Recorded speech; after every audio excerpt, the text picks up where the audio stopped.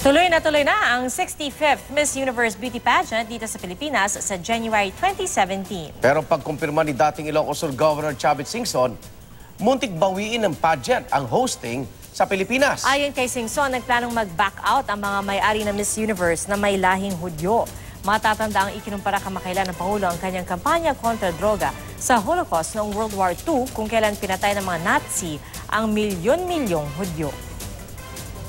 Hindi ako magdedemanda dahil nakakaya naman I'll take advantage.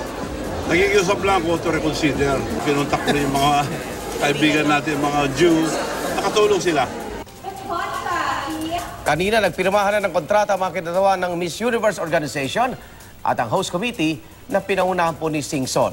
Katuwang ng Department of Tourism at ilang pang pribadong kumpanya. $12.9 million ang binayaran para gawin dito ang pageant.